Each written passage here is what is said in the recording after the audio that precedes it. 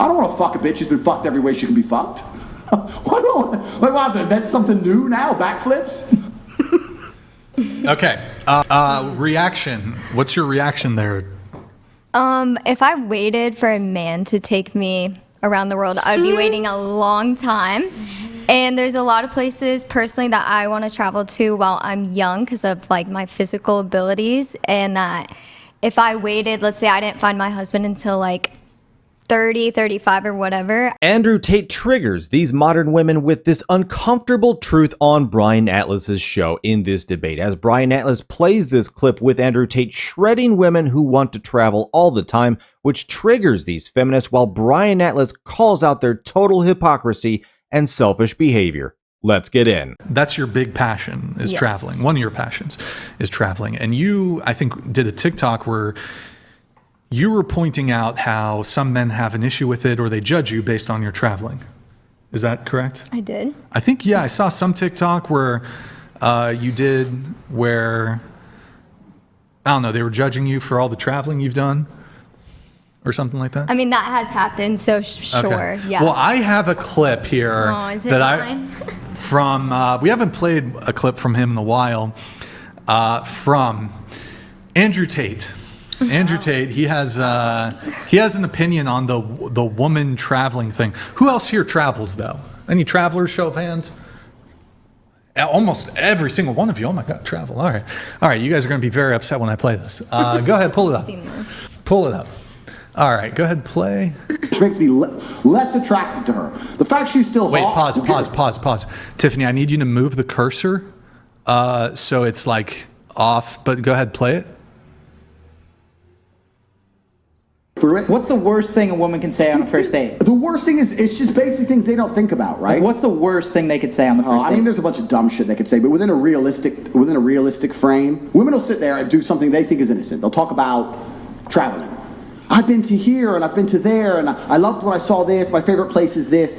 When you sit with a dude on a first date and tell him how many places you've been, all he's thinking is you've been fucked. Yeah. You've been fucked by who? Who paid for that? Yeah, who paid for that? Yeah. Nice hotel, bitch. Like it's bullshit. Like shut the fuck up. And on top of it, men want innocence, and the reason we find innocence attractive is because we want to be the female's portal to the world. Yeah. If I meet a woman, you want to hear they've never been anywhere. Never. I will show you the world. 100%. The first private jet you get on will be mine. You've ever been in a Lambo? No, you're getting my one first. I'm going to show you brand new experiences. If I sit there with some bitch and she's like, I've been there, I've been that, I went to this party, my friend has a jet, I was in this Lambo, and you're just like, shut the fuck up. There's nothing less attractive because we want to be their portal to the world. The reason women don't understand this is they sometimes think, especially if they're sitting with a G, like if they're sitting with a guy like me, they feel like they have to prove themselves by pretending they've been with other ballers, right? They don't want to sit there with a man like me and go, oh, I've never been into a restaurant like this. I wish they would say that. That's the most fucking attractive thing they could say to me. But instead they'll say, yeah, I've been here, my friend, and I did this. They drop Dubai and then it's over. They start dropping about fucking other shit that they did with their men. If they say Dubai, you gotta get the check right away. Yeah, it's just like, shut up. But they don't. So women don't even know what men find attractive because we're interested in innocence. So he's talking about body counts. It's not even just about the freaky, I'm interested, if I have an experience with a woman, whether it's sexual or non-sexual, I want to be her portal to the world. I want to be the person who shows her something for the first time. I don't want to fuck a bitch who's been fucked every way she can be fucked. Why do I want to invent something new now? Backflips? Okay. Reaction. What's your reaction there? If I waited for a man to take me around the world, I'd be waiting a long time. And there's a lot of places personally that I want to travel to while I'm young because of like my physical abilities, and that if I waited, let's say I didn't find my husband until like 30, 35 or whatever, I would, and I do want kids, I would kind of have to start thinking about that rather than traveling. So for me, I'm traveling right now because when I do find my partner, I want to start having kids, so. Okay, all right. And have you been to Dubai? I have not. Okay. Any thoughts? Come to Dubai. So I personally have traveled a lot on my own dime and on ex's dimes, and I do not bring it up in conversations with men because I know that that is a thing than what we just heard. It's not that I don't lied about it. I just, if they like bring it up, I'm like, yeah, I've been to a few places. I think it screams extreme insecurities. That's And it would be I do also a think turn that, off though. for me. I used to live in Australia for a couple years, and so I got to explore Europe when I was younger. So my traveling comes from my family. Yeah. I solo go to Maui 2 or 3 times a year, and so that revolves around no man doing anything. I just vibe by myself. That's some I insecure think it's just shit. very Yeah. hard to like keep a man if you travel all the time. Like I traveled since I was like 8 years old, like 3 months out of the year, and just almost impossible to keep like monogamous relationship in this kind of aspect. But also like I don't expect, to be honest, for a man to take me nowhere when I get married. I just want to have kids and sit in the house. I don't really expect him to take me nowhere, to be honest. That's why I also traveled so much, but also a cultural thing. Like have certain countries when people are being raised, like in Israel, when after the women do 2 years, I think, men do 3 years of military duty, it's a part of their culture that for a year they travel after that. I just Oh, also okay. think that that's like so crazy for this man to say that he immediately is thinking that like a man has paid for everything for you in your life. Like we don't work. Like we don't have our own money to like take us to the places that we want to go. Because I've been to 14 or 15 different countries, But and I've men paid gave you that money. indirectly. Indirectly. Let me know down below if you agree with Andrew Tate that, yeah, if you see a woman who has a history of traveling all over the place, that is a giant red flag, because I'll 100% agree. Look, I used to work at an airport, right? I know what these flights cost. They are not cheap when you're flying all over, because you have the flight, you got the hotel, you got your Ubers. It's not even just the flight itself. It's the whole cost of the vacation. So, I mean, these things get really expensive. So yeah, if you've been like all sorts of places, if you go to a different country every month, but then you also have a house, you got this, and like this chick, right, who's so triggered by Andrew Tate, right? I mean, she said she gets her money indirectly. I think she's an OF girl, if I'm not mistaken. So, and that's why they're chuckling about it. It's like, oh, well, indirectly. It's like so many of these girls, these OF stars, these online spicy creators, you know, they'll talk about, oh, I got my own money. No, you didn't. You still got it through a man.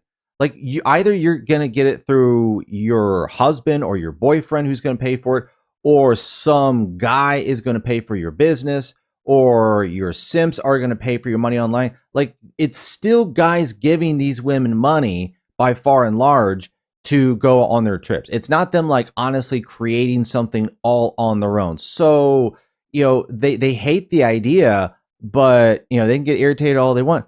They're still taking money from men. The only difference is now is this one chick, you know, she once points out, oh, I want to travel when I'm young, 30 and 35. Well, probably at 30 or 35, the guy that you want isn't going to want you back because now you're middle-aged, because now you're older than what he wants. Like, you don't choose this. These women are delusional, and they are prioritizing, you know, cheap thrills and cheap experiences at the cost of the prime years of finding a husband. And all these chicks are all going to hit the wall and wonder what happened. Well, it's because you were more worried about going to Maui or somewhere else than finding a husband. But hit that like button and notification bell, and let's get back in. Like I can understand like his viewpoint of like, oh, like I want you to like, you know, be special to me and everything, but also I feel like a woman with too much inexperience is all it like we're in the 21st century. Like I also want to like, you know, add on to your thing, because like, yeah, why do you think that, you know, my whole like, you know, travel thing is based off of a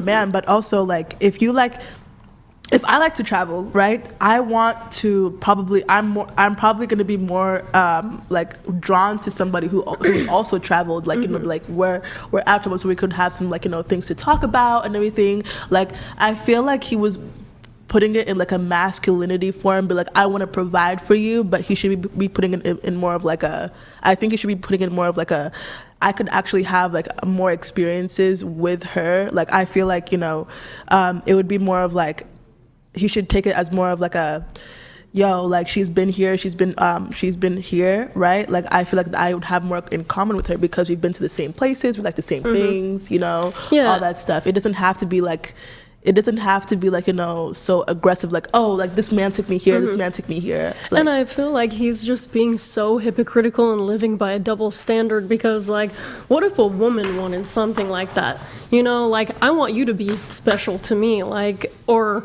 just flip the roles on him, because I'm assuming that this man has probably dated plenty of women, has crazy experience in doing all of these things, and like, I don't know, I just feel like that's super hypocritical of him to say that. Hold on, to answer your thing, men and women are attracted to different things. Mm-hmm. There's not perfect symmetry between the things that men and women want. So I don't think it's hypocritical necessarily. And I do think you'd actually see a difference. Like, women typically look, in general, on average, women are going to prefer experience in a man.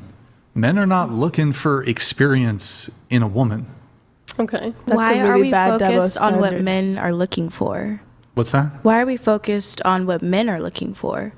It's like we're generalizing this thought process that the woman has to be innocent or a man is paying for this, when I wouldn't want to date someone that thinks that way regardless. I wouldn't want a man that thinks that way. I would want a man. But you I only care about someone you're dating. I only care about someone's opinion if I actually if they agree with you. You only care about their opinion if they agree with you? No, I don't. Well, I mean, like, this idea, are women, let me frame it like this, are men allowed to want anything? They are. I'm not saying that. What I'm saying is that if a man wants something and I'm not what he wants, then why am I thinking or even, deliberating about what this man that doesn't want me wants? That doesn't make sense. Why wouldn't I want to focus on the men that want me? Well, but there's calls to action that both men and women put out there. Women say, we want men like this. Bullet point, bullet point, bullet point, bullet point, XYZ, men should do this, men should do that. And I think to a pretty strong degree, men actually attempt to meet or do meet, or at least understand women's preferences. But there's a lot of pushback when it comes to what men want. It's very, like, from your perspective, y'all have laundry lists of things that men should do, men should be. But the moment we say, the moment we say women should be, women should do, insecure, controlling. I agree. You're saying it's unfair.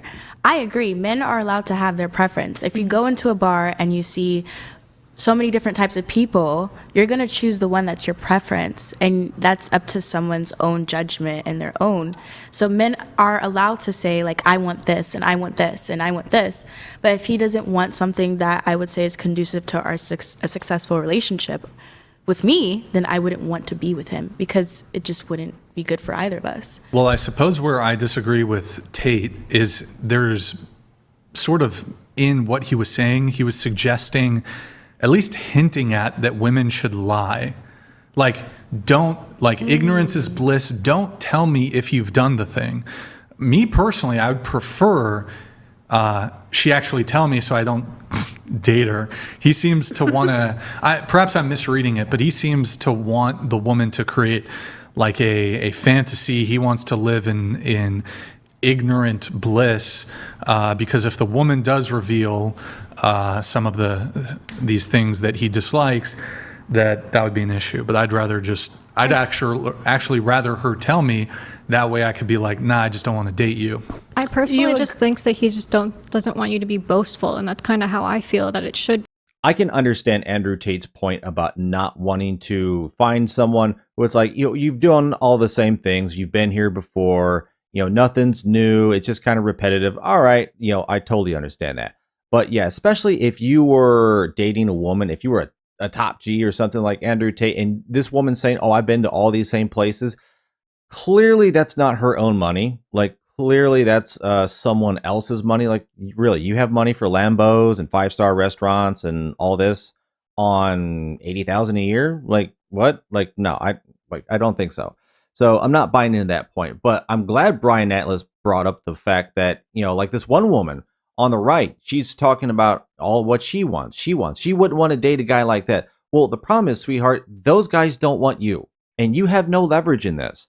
And yeah, every time guys want to say women ought to be this way or need to do this or should, it absolutely drives them crazy, because now they have their independence. Now they have their money. They don't see the need. They don't see the need to submit or care about a man's point of view or their opinion. They literally do not have to care.